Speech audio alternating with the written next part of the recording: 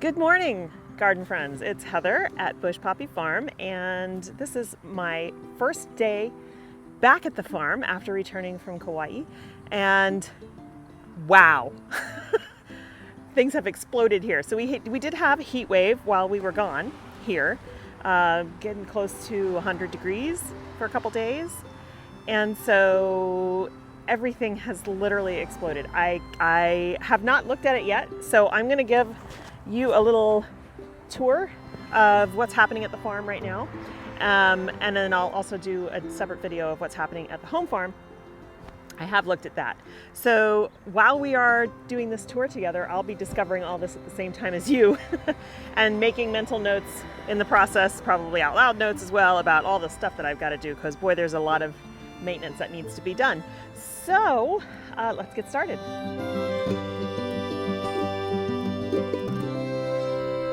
Alrighty, so taking a step back, you can see probably how much things have really grown. The Three Sisters garden, look at this corn. This is the best corn I've ever grown. Seriously, I've never had luck with corn. It's always been super short, and I think it just really likes it here. I am very excited. And some of our pumpkins, these plants are taken off, the squash down the middle here. I'm super, super happy about that. Sweet alyssum and the nasturtiums, the calendula, the buddleia, all this stuff is filling in. It's really looking good. Look at, and all the bees happy over there on the nasturtium, which is flowering now. But I'm sure you can see there are tons of weeds. Like all this needs to get cut back. It's green, so I can use the string trimmer on it. But lots and lots of weeding that needs to be done, like all this pathway stuff here. I will take the stirrup hoe and just kind of scuff it all up to break it apart, because once this stuff seeds, then it just keeps, now I'm not growing anything here, but I do want to build up a biomass on here so that the soil is better. And I can do that by scuff hoeing all of the weeds and leaving them in place. So yeah, here's another view. Oh, and look, at the corn is starting to tassel. Excellent. Super excited about that. Now this corn is behind because I direct sowed it intentionally, because it's a different variety than this corn. And corn is wind pollinated, and it will cross-pollinate very easily. So in order to avoid that, you can plant one variety for 3 to 4 weeks earlier than your next variety, which is what I did. So by the time this starts to tassel, this will be setting ears, and it'll be all good, and they won't cross-pollinate. So again, tons of weeds. So, not as worried about the stuff on the side here, although it does become fire fuel, so I am going to knock those down with a string trimmer. But all the stuff that's growing on the sides of the beds, I want to get rid of, or in the beds, obviously. So that's a lot of work that needs to be done. Celosia here, just not doing great. I mean, it's tiny. So I'm not sure how, I haven't figured out what the problem is yet. I have tons of celosia left at home that I'm going to plant in those beds. Sorry, big driftwood piece here. But this all needs to be weeded, and then I'll feel a little bit better about what's going on. This is Sweet Annie. It's doing okay. There's some Daucus in here. Nothing looks like water starved, but it definitely isn't vigorously growing, so it needs major fertilization. However, all of the grasses, these are decorative grasses, these are doing well. So I'm happy about that. I should be able to start harvesting on those in a couple of weeks. Wow, this pathway, inadvertently a living pathway, needs to get seriously weeded. More Sweet Annie. This stuff is doing great. This is Daucus here. Something on here. Do you see all those little speckles? Not sure what's going on with that, but I will treat it with, I'm going to fish emulsion fertilize everything this week, so that'll help. Amimagus. Not sure what I put here. Winged Amoebium. That's why I didn't know what it was, because I've never grown it before. It's doing okay. Boy, the weeds in the center aisle are definitely doing better than the stuff in the rows. Here's the dahlia bed with all the interplanted sunflowers. You can see the sunflowers are doing great. The dahlias are doing well too. Coming along. So we'll harvest these sunflowers for bouquets and stuff, and then the bed will be mostly dahlias at that point. There's a little bit of ageratum up here, but it's not doing much. It's real short. Zinnias, starting to put on some height, but I expected more at this point. You know, this is the first year in these beds. I think next year will give me nice long stems like I have at home. But some of the zinnias, like this one right here, doing amazing. So I don't know. It'll be interesting to see. Yeah, they're getting taller. Again, need to be doing massive weeding. All this stuff has to come out right away. So that's the job for this week. These two pots are here because, if they're not dead yet, I plan on putting, once I weed all this and everything, still the plan is to put thyme in the path, you know, around the stones here, the stepping stones. But then I want to build a cattle panel trellis, which is basically just a hoop that'll go right here, and these pots will be on either side with pretty flowers that I can change out seasonally and something that will climb over the trellis. So again, the nasturtium's all happy. Everything really growing, but boy, do I have a lot of maintenance work to do. This is when I'm gonna bother my kids to come out. Look at all the bees. So they're thirsty and they're getting water from the ground. Look at all of them. So the drip irrigation is, you know, keeping things well hydrated and thankfully providing a bit of a water source for the bees as well. That's blanket flower, Gaillardia. All right. So I'm actually kind of happy to see that the Liatris hasn't started blooming yet because I really wanted to use this for bouquets. And my CSA starts on Tuesday. So, gosh, I just can't get over all the bees. So I'll still have plenty of these to harvest, which makes me happy. I was worried that these would all be done. As you can see, the borage has just exploded. All of these little things, the nasturtiums along the front are doing exactly what I hoped. Yeah, so much weeding. Oh my goodness. I mean, I just have to take it a step at a time. And this week we're going to get another heat wave. So I need to get this weeding done so that I'm not out here doing it when it's 100 degrees. Probably going to be evening weeding. Maybe I'll get the whole family and we'll all come out here and do evening weeding together. Boy, the kids will love that. There's a beet right here. Yum. I hope that actually produces some really good fruit. Definitely lots of, like I keep saying, weeds that I need to take care of, but everything's looking good. Look at this chamomile, Matricaria. It has bloomed for me. It looks beautiful. I should harvest some and bring it home for tea. Need to do a lot of deadheading, obviously, as this calendula is showing us. This yellow flower is mustard, so that is considered a weed, but it has some uses.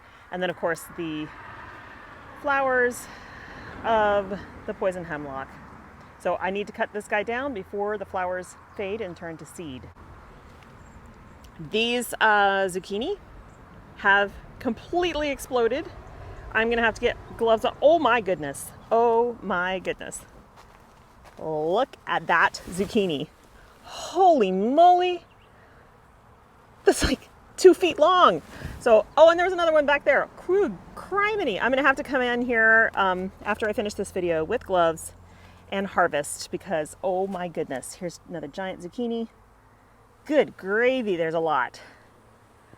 Okay, that's exciting. So very, very pretty. I'm really happy about this. All right, let's go in the greenhouse real quick. I don't know if you saw before we left, we actually installed the shade structure here. The shade cloth over the greenhouse, which was actually kind of a hard thing to do. But I'm glad we did it because with these heat waves, it helps a little bit. It does bring the temperature down a bit in here. All right, so let's go inside. Still seedlings on here, which, you know, I need to do something with. I mean, they're not going to survive sitting in these pots. But look, I already have, this is a flaming flare hot pepper growing in the pot. All of the basil has gone to flower, which is very pretty. Yeah, so I got to deal with these guys. Over here, we have so these lilies, I mean, still, it's been weeks. I don't know if they're ever going to open. This guy over here is now just infested with bugs. I think I just need to pull them. I don't think they're going to, I don't know, maybe I'll leave them. This doesn't matter in this crate. But look at the peppers. They are happy, happy, happy. So they love the heat. They're getting their water. Sweet Jay was out here this morning watering. Seedling trays. These are Griffin's seedling trays. They're doing well. Oh, look, we have tomatoes on this orange hat right here. It's still inside its cow pot. These guys are growing, which is very exciting. These are the Echinacea and Nicotiana. It's looking really rough because I should have planted it before we went on vacation. Jeez, I think I can salvage it, but they are going to go in those pots with the cattle panel trellis. And then over here, this is hysterical. These went into these jars 2 weeks ago. That's the glory of Statice and yarrow. It dries beautifully. It just looks like it did when you put it in there. Obviously, I need to clean up this big mess and do some organization again. I have to build my birdie's bed soon. Yeah, just a lot to do. But I tell you what, it is very cool in here. I mean, it'll be interesting to see how it is when we get the heat wave again this week. We're going to go into the upper 90s this week. And then back down again. So we're on our normal roller coaster of weather. And look at that guy. Hebe. Looking beautiful, starting to come into bloom. All of these guys need to get planted somewhere. There's some watering pots for bees. We put little stones in there so that they have something to stand on so they don't drown. Corn in the pot. See, these are things I should have planted before we left. I just ran out of time. Okay. Amidst all the other weeds, here's more stuff. So these are the beds that are going to, get completely pulled over. Dig up all the compost and everything. I mean, we have some stuff coming up, but this is not useful stuff, usable stuff. However, the sunflowers. Look at that guy. It is enormous. It's the size of my hand. That is a Pro-Cut white light. And so all of these are ready. I will harvest some of these. Oh, is that a bee?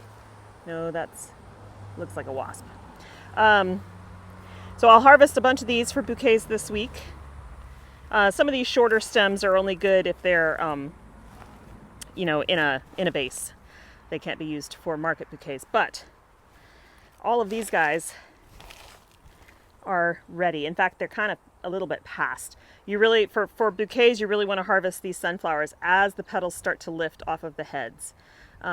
So the ones that are already open, I'll take for myself and just enjoy them at home. But the ones that are just starting to open, like these, I'll give them a little bit more time, and as the petals start to lift, then I can harvest them for bouquets.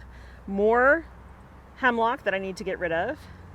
Oh, I just feel like there's so much not fun work that needs to be done. Boy, you go away for a short time and 10 days is all it takes. Okay, so down here, lower beds.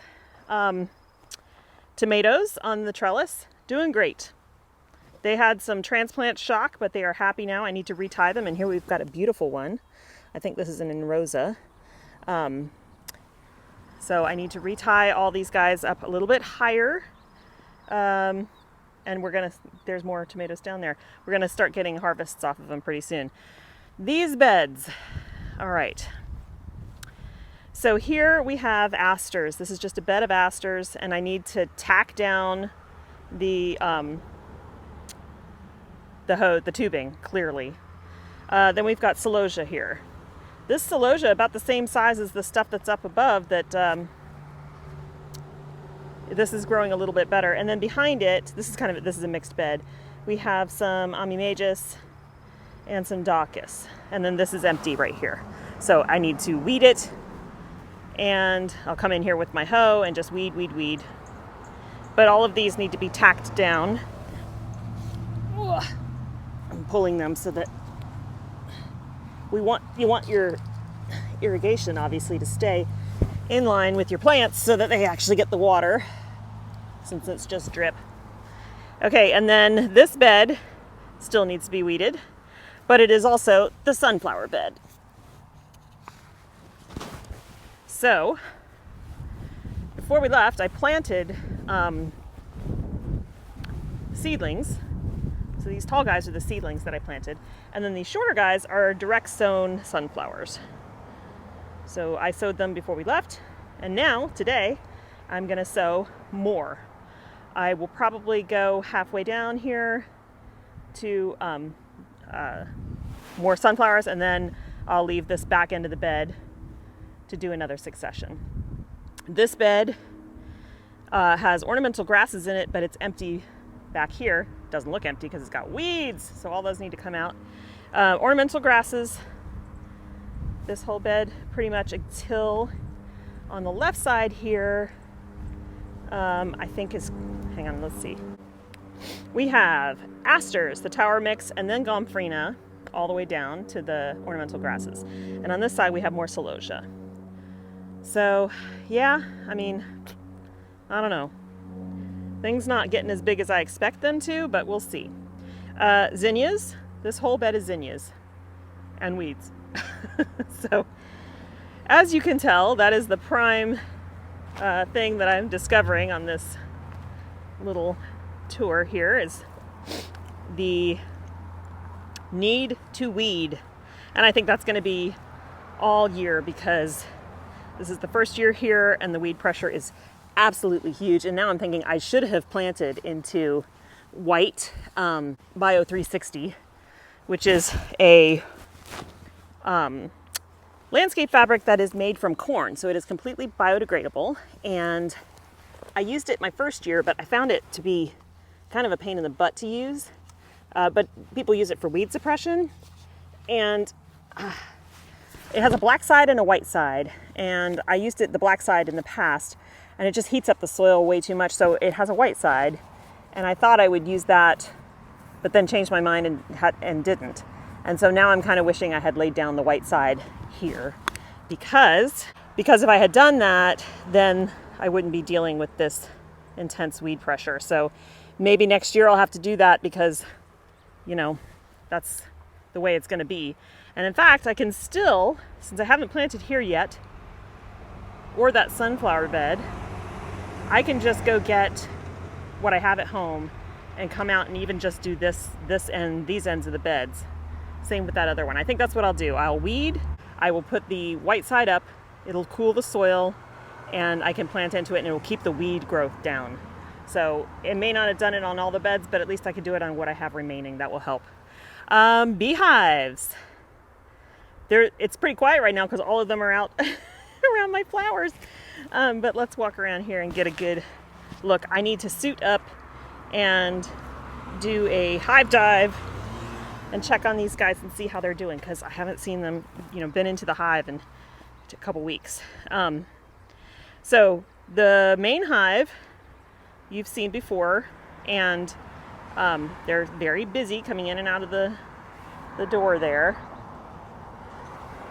And I'm seeing them with pollen on their legs, so that's good. This hive we set up when we caught the other swarm, which I hope you saw that video, and they're clearly active going in and out. So each of these boxes has a queen in it and a separate colony. They're just next to each other.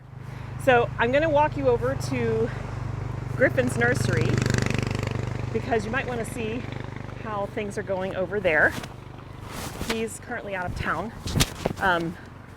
but all his plants are looking amazing. So let's go take a look. So you can see everything is exploding over here as well.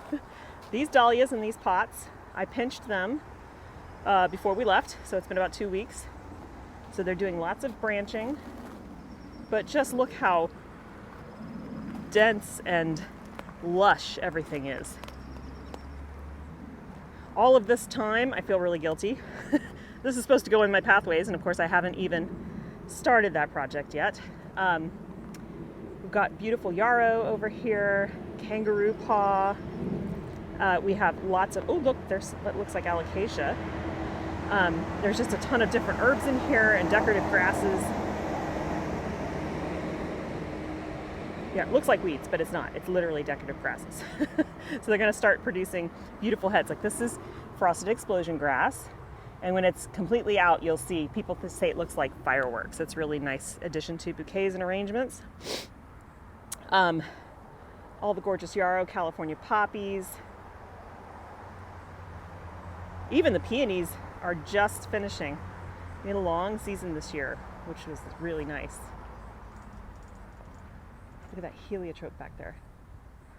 All right, and then over here, we've got more beautiful display. Look at these grasses. So gorgeous. So if you guys are in the Bay Area and you want some beautiful water-wise plants for your garden, many of them native, come check out Griffin's Nursery here on Fish Ranch Road.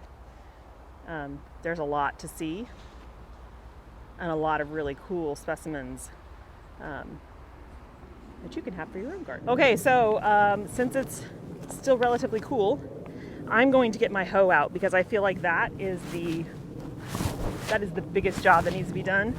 I'm just going to start on it, and I know I'm not going to get very far, but I can have help with the kids because the hoe is going to work for some of the smaller stuff, but we're going to have some hand pulling for a lot of these things, or even using, I can't even think of the word, clippers to get everything out because some of these stems are very thick, especially with the hemlock, and that requires specialty cover and equipment. So, all right, I'm going to set you guys up on a time lapse. I don't know if I'll include it because it gets kind of boring watching somebody weed, but whatever. This is what I'm out here to do today. So.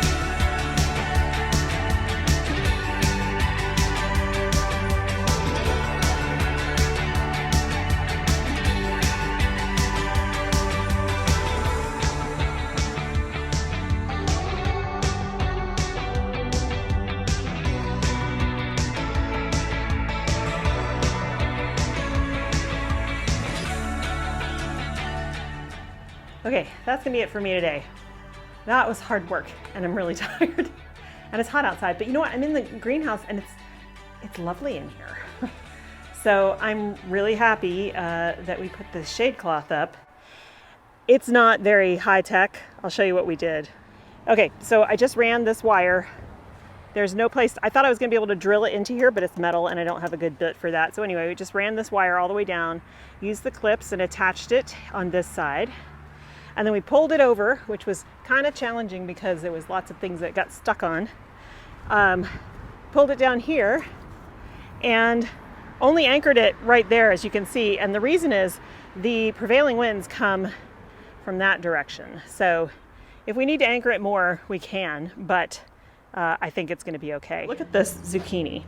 My hand for scale. So lots of the regular green zucchini. I think those are the Dunja variety, and I can't remember. I actually did put a tag in there, but it's so buried because it's so dense.